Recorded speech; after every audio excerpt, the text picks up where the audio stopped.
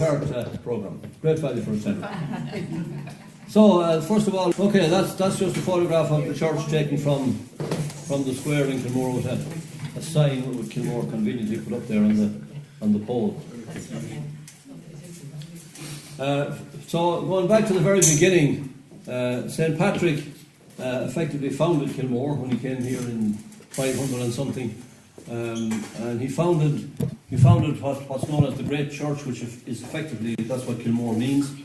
So that's where the foundation of Kilmore goes back, and he was granted land in the Kilmore area, laid the foundation stone for the Great Church, and it all took off from there. So an abbey was founded then in Kilmore in 1232, and this was a Catholic abbey, obviously. It continued until 1580, when Queen Elizabeth I suppressed the abbey and granted it along with the lands to a guy called Tyrrell O'Farrell. So the building then, when that happened, then the building became a Protestant church. It was demolished in 1828, and the present church that's up there was constructed that year. It was funded with a loan of £923, which came from the Board of First Fruits. Kilmore Church is a protected structure. Services ceased in 1980, in or around 1980, and it was officially closed and deconsecrated in 1996. As well as Kilmore Church, we have 7 other protected structures in the area. One is the church right beside us here. Another one is what used to be Little Mary's pub, the thatched cottage up there. That's also a protected structure. The glebe, or the rectory as it's known, is another one. The pump, believe it or not, above in the village, is a protected structure. Kilmore Church, Kilmore House, where the Gilfinnans live, and Tully Lodge. They're the 7 other protected structures in the area. So that's an etching that Camilla here found in some ecclesiastical documents from back in the mid-1880s. So there's one very interesting feature, and that's that structure there. That is a little house that was occupied at that time by a guy called Bender. And Bender was the caretaker for the church, the graveyard, and the lands associated with that site. And that's why this here is known as Bender's Corner. That's it today. That's where the house was. And that's the bend, which isn't fully, that's the bend going into Cloncommon, and that's locally known now as Bender's Corner. Okay, so originally we had the Aughrim Kilmore Heritage Company Limited. That was the original heritage group. At the moment we have the Aughrim Kilmore History Society, which replaces that group.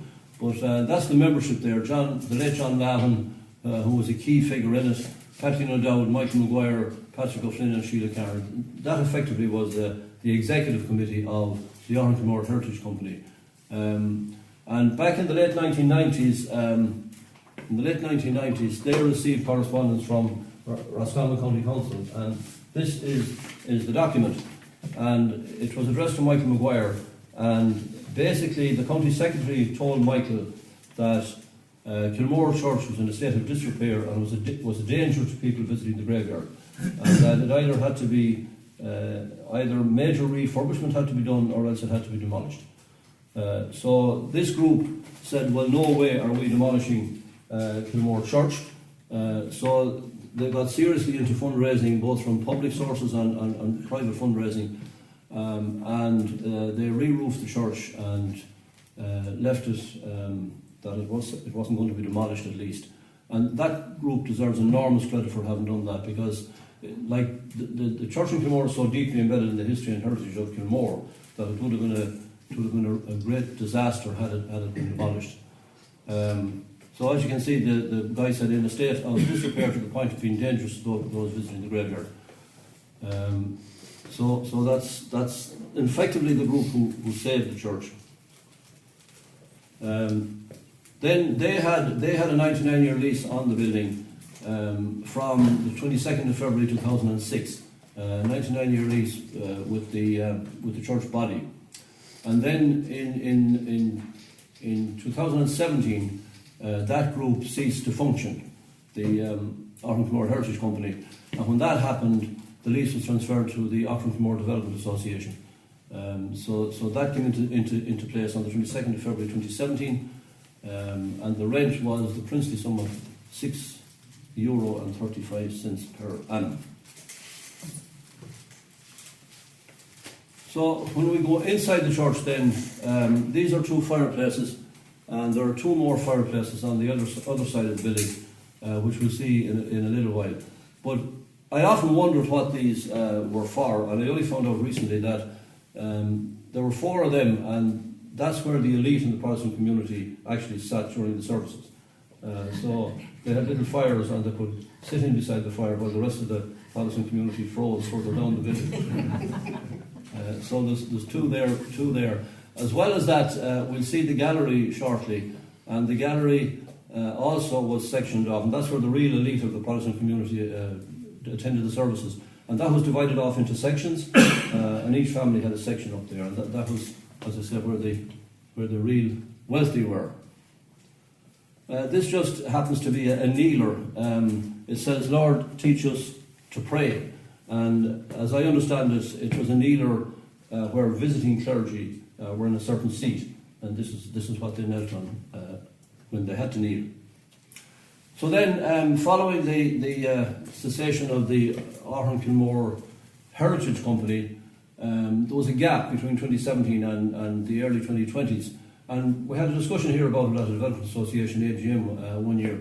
And it was decided to call a public meeting on the 12th of November 2021 with an open invitation to anybody who had an interest in history and heritage to attend the event. And as it turned out, we had a tremendous attendance. And as a result of that, a decision was taken at that meeting to form Aughrim Kilmore History Society.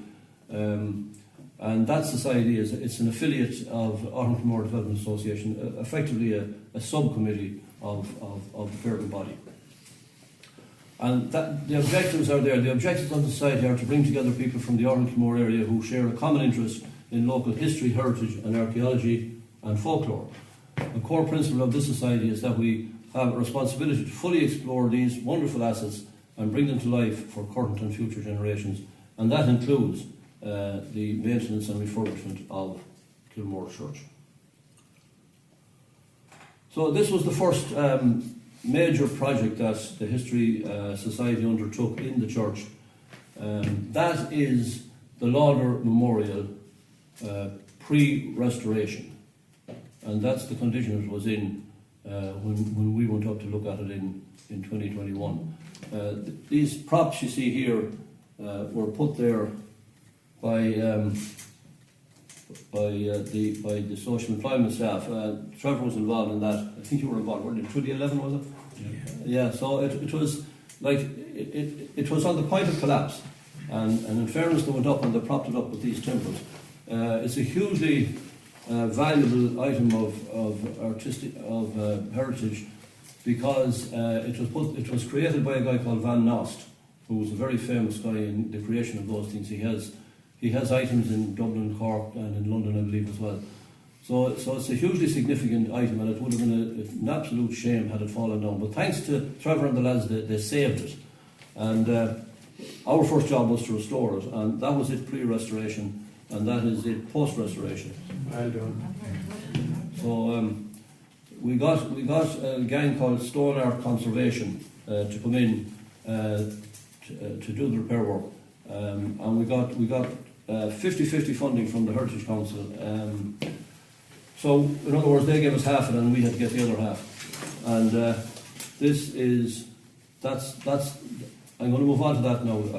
I have the receipt somewhere from Stone Art Conservation, but that's the inscription on the Lauder Memorial. Now the story behind the Lauder Memorial is that Lauder lived in Kilmore House with his wife and family, and he was very wealthy.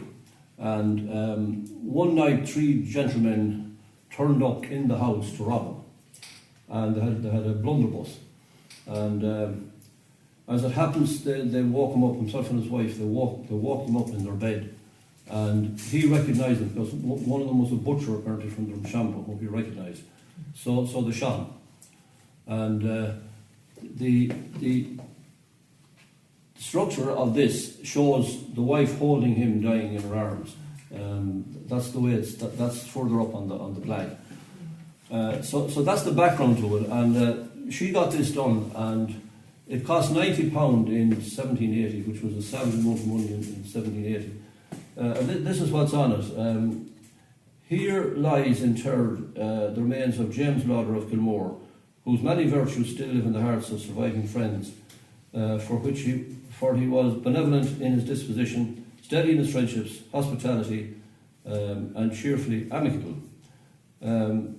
It goes on then that this monument was erected by his forlorn and disconsolate widow, Mrs. Jane Lauder, otherwise, I can't pronounce the word, it's another name she has, who still endures after having enjoyed uninterrupted felicity in this society of such a husband in the space of 44 years, and having beheld him breathe his last in her lap. On the 7th day of January 1779, aged 70, he was barbarously murdered, unprotected, unarmed, and in his own house at a dead hour of night at the hands of ruffians, some of whom his former bounty had fed. 3 of them were subsequently arrested and hanged in Roscommon town. So some justice was done, and that's the receipt for the restoration of the Lauder Memorial. The total cost was €11,620. We got half that from the Heritage Council, and we had to raise the other half. So the next task we undertook then was to repair the bell tower, which was in serious need of repair. So they're the jobs that we did up there. Again, we got 50-50 funding. At roof level, as it says there, damage to the original lead work at roof level was repaired. Then the church bell, the original timber beams supporting the church bell were repaired or replaced. Floor level 3, total replacement of the floor was necessary. The ladder was repaired. Floor level 2, localised repairs were required to timber joists where these were subject to prolonged water damage, and the floorboards required replacing. And floor level 1, a new replacement floor was constructed in situ to match original detail. A new half landing providing access to the gallery area was constructed, and ladders were installed. So all that work was done in 2024 to restore the bell tower. That's the roof internally, looking up from the floor, as repaired by the original Aughrim Kilmore Heritage Company back in the late 1990s. That's a view from, now that was taken before the Lauder Memorial was repaired, so it looks worse than it actually is, but that's a view from the back as you come in the door. The altar would have been here, and the church railing would have been around here, and as you can see, the windows, the crows were getting into the building unfortunately, and John Gilchrist repaired the windows with timber. Out here at the back, there's a furnace at the back of that wall there, which was used to heat the church, and at the back of that then you have the vestry where the clergy tugged in and tugged out. I think I went a step too far. That's from the altar area, and this is the rail here, obviously. The roof again, and this is the gallery that I spoke about earlier, which was all portioned off for various wealthy families. And this is the lectern from where the pastor delivered his speech. That's a view showing the southern wall. There's 2 of the fireplaces that I mentioned earlier on the other side of the building. As you can see, the plaster's all gone off that wall there because it was in bad shape, and the social employment lads actually stripped it all down. So we just have bare stonework there at the moment.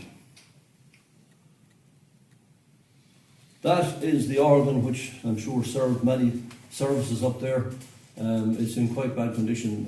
We had it assessed, and the timber work is okay, but the musical side of it is gone and won't be coming back. So we'll probably restore it and have it. It'll be pleasant to look at, but it'll never play music again. These are some of the plaques on the walls. This one is James King of Charlestown, and this one is a guy called Blackburn, Andre Blackburn. When you walk in the door of the church at the back, those two are on the wall each side. This is here for demonstration purposes. There was a plaque on that and it fell down. And the reason it fell down is the plaques were hung on that item there. And as I understand it, they were pinned to the wall as well with metal pins. And what happened was the metal pins deteriorated. Obviously it's 250 years since the Lauder Memorial was put up, and some of these would go back probably as far as well. But the pins corroded and began to come out from the wall. And eventually this wasn't able to hold the plaque and it fell down. So 2 plaques fell down and were destroyed. And the situation up there is that the 15 plaques in total were on the walls originally. 2 fell down, so that left 13. The Lauder one has been restored, and a few of these are okay the way they're mounted, but more of them are going to fall down as well. So they're going to have to be taken down and stored and put back up again. And the reason that's happening is because the pins that are holding them to the wall are corroded, they're beginning to come out. And if you look up at them like that, you can see the plaque leaning forward from the top. So eventually it's going to fall down. So there's probably 8 or 10 of them that are going to have to be taken down and remounted. That's just 2 more plaques. That's a Doherty one over there, and I can't make out the words on that one. There's a couple more there, all in dangerous position, actually. So that's the floor of the area around where the altar was. Really outstanding tile work. Like it's there a long time, and it's still in great shape. Even though it's not very clean there, but it's still in good shape. And that's the same down the aisle, down towards the back as well.